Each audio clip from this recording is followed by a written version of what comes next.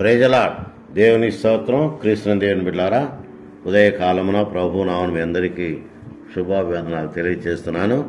దేవుని వాగ్దానానికి జ్ఞాపకం చేసుకుందాం. గమనించండి, ఆదికాండం 26వ అధ్యాయము 3వ వచనాన్ని చదువుకుందాం. నేను నీకు తోడయుండి నిన్ను ఆశీర్వదించదును.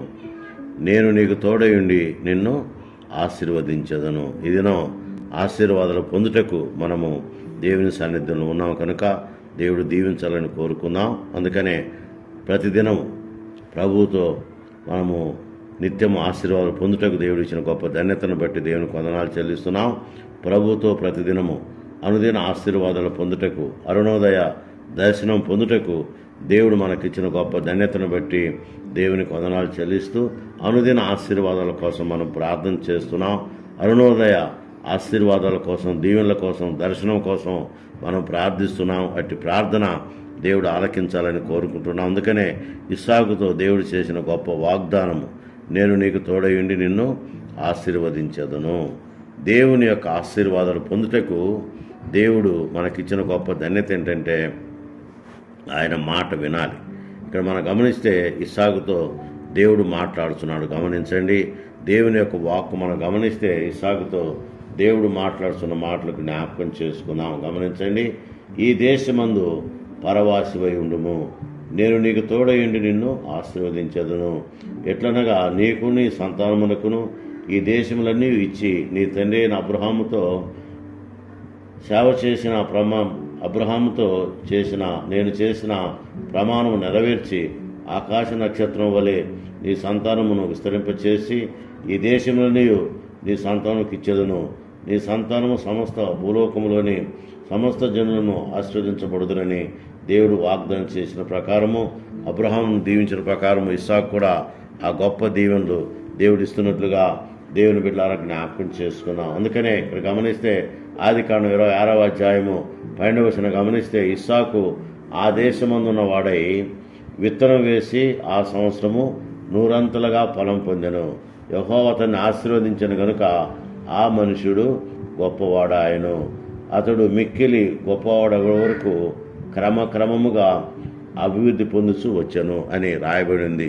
నిజమే దేవుని బిడ్డలారా, గమనించండి, ఆశీర్వాదాలు కుమ్మరించే మహోన్నతుడు మనకు తోడుగా ఉన్నాడు. ఆశీర్వాదాలు అనగా దేవుని నోట నుండి వచ్చే శ్రేష్టమైన కృపావరాలని దేవుని బిడ్డలారా జ్ఞాపకం చేసుకుందాం.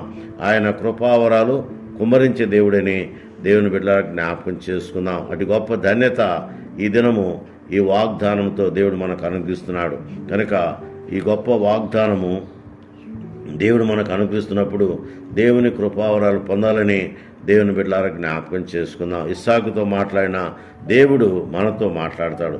ఇస్సాకును ఆశీర్వదించిన దేవుడు నిన్ను నన్ను ఆశీర్వదించగాడని దేవుని బిడ్డలారా జ్ఞాపకం చేసుకుందాం. నీవు పరవాసిగా ఉండమని దేవుడు వాగ్దానం చేస్తున్నాడు. ఒంటరిగా ఉన్న ఆయనకు తోడుగా ఉన్న దేవుడు నిజంగా ఆయన్ను 100 ఆశీర్వదించినట్లుగా దేవుని బిడ్డలారా జ్ఞాపకం చేసుకుందాం.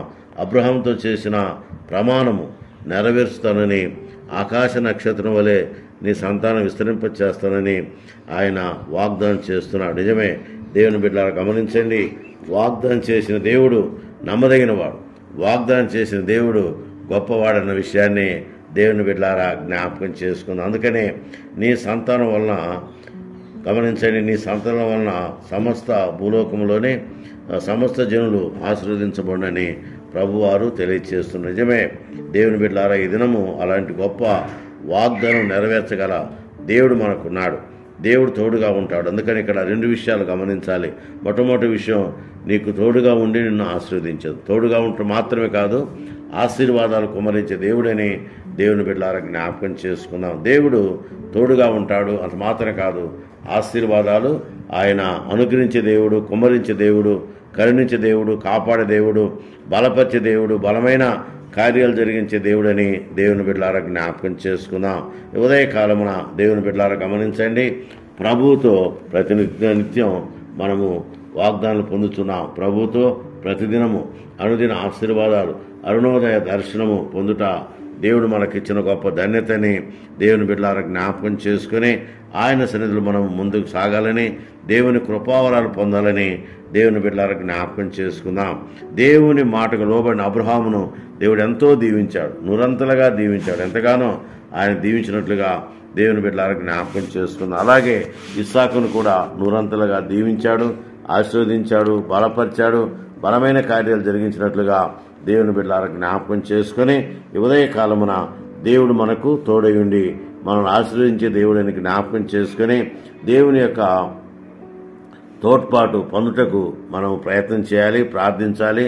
మరి దేవుని యొక్క సాన్నిధ్యంలో కృపావరాలు పొందుటకు మనము దేవుని యొక్క శ్రేష్టమైన ధన్యతకు పాత్రలు కావాలని ఉదయకాలమున హెచ్చరిస్తూ, దేవుని మహాకృపను బట్టి అబ్రహాము దీవించబడినట్లుగా, ఇస్సాకు దీవించబడినట్లుగా దేవుడు నిన్ను నన్ను దీవించినట్లు పరిశుద్ధాత్మ దేవుడు సాయం చేయనుగాక.